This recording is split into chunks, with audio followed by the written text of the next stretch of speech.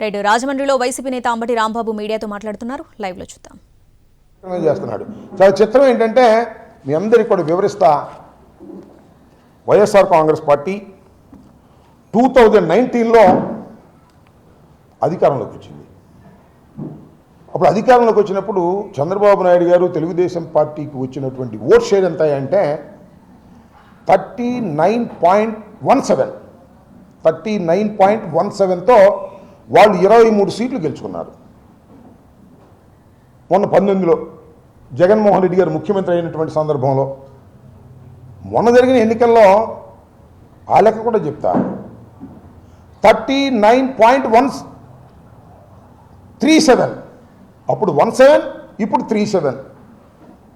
అప్పటికన్నా తెలుగుదేశం పార్టీకి వచ్చినటువంటి vote share కన్నా 23 సీట్లు గెలుచుకున్నప్పుడు తెలుగుదేశం పార్టీకి వచ్చిన ఓట్ షేర్ కన్నా 11 సీట్లు గెలుచుకున్నటువంటి జగన్మోహన్ రెడ్డి గారికి వచ్చిన ఓట్ షేర్ 0.2 ఎక్కువ.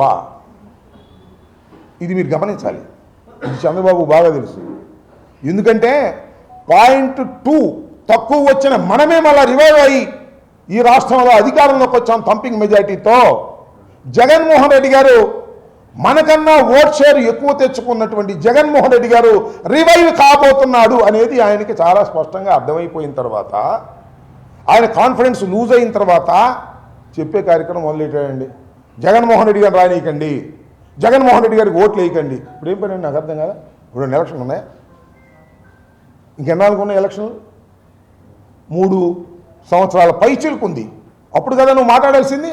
ఇవాళ నుంచి మొదలెట్టేశాడు జగన్మోహన్ రెడ్డి గారిని వ్యక్తిత్వ హననం చేసేటటువంటి కార్యక్రమం. జగన్మోహన్ రెడ్డి గారు భూతం అంటండి.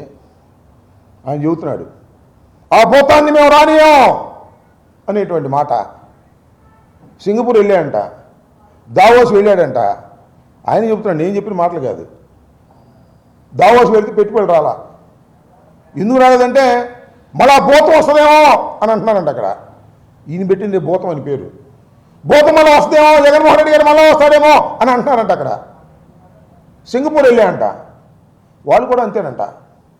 మళ్ళీ జగన్మోహన్ రెడ్డి గారు భూతం వస్తాడేమో మేము రామంటున్నారంట.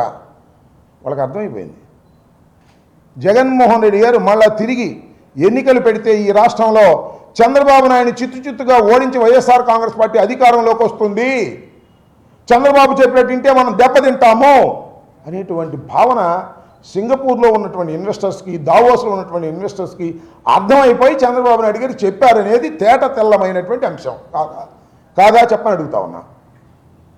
అది చూసే కదా నీ భయం ఇవాళ. అదేమంటే దీనికి భూతం అని పేరు పెట్టాడు జగన్మోహన్ రెడ్డి గారికి, నెగిటివ్ స్టోరీ అలటం కోసం.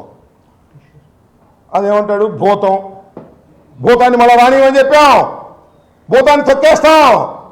భయం, భూతాన్ని తొక్కేస్తాడంట.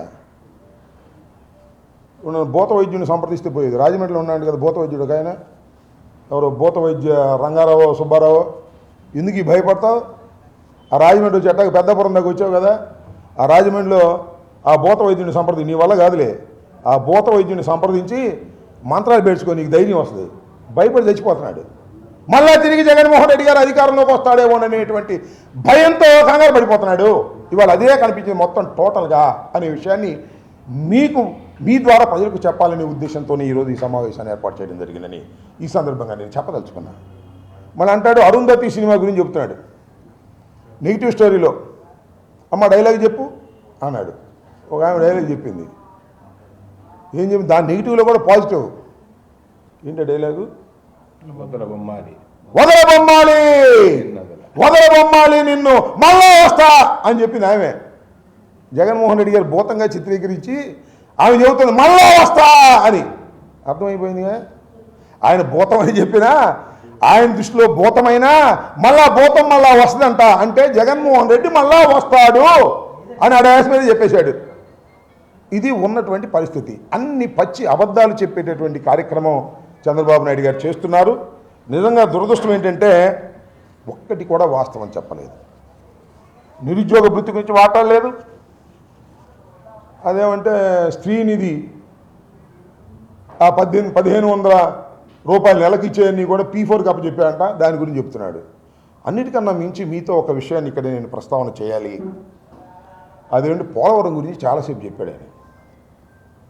పోలవరాన్ని మేము సర్వనాశనం చేసామనేటువంటి మాట చంద్రబాబు నాయుడు గారు నిన్న పెద్దాపురం వేదిక మీదుగా చెప్పాడు. చంద్రబాబు నాయుడుకి అసలు అబద్ధం ఆడటంలో వెనక ముందు ఆడు సిగ్గు శరం కూడా లేదు. పోలవరాన్ని నేను మనవి చేస్తున్నా, రాష్ట్ర ప్రజానీకానికి చెప్తున్నా, మేధావులకు చెప్తున్నా, రాష్ట్ర ప్రజానీకం పోలవరం పూర్తి కావాలి, సముద్రం పాలవుతున్నటువంటి నీరు పొలాల్లోకి ప్రవహించాలి అని ఎదురు చూస్తున్నటువంటి రైతాంగానికి, మేధావులకి నేను ఇవాళ స్పష్టంగా చెప్పదలుచుకున్నాను. ఈరోజు పోలవరం ఈ దుస్థితికి పడిపోయిందంటే అది చంద్రబాబు నాయుడు గారి యొక్క దుర్మార్గం. కేవలం చంద్రబాబు నాయుడు గారి యొక్క దుర్మార్గం వల్లనే పోలవరం జాప్యం జరుగుతూ ఉంది. పోలవరం సంక్షోభంలో పడిపోయింది. పోలవరం అసలు పూర్తవుతుందా లేదా అనేటువంటి భావన ఇవాళ రాష్ట్ర ప్రజానీకానికి కలుగుతుంది. ఈ పాపానికి కారణం నారా చంద్రబాబు నాయుడు గారి యొక్క తెలివి తక్కువతనం వల్ల మాత్రమే ఇది జరిగిందనేది నేను చాలా స్పష్టంగా చెప్పదలుచుకున్నాను.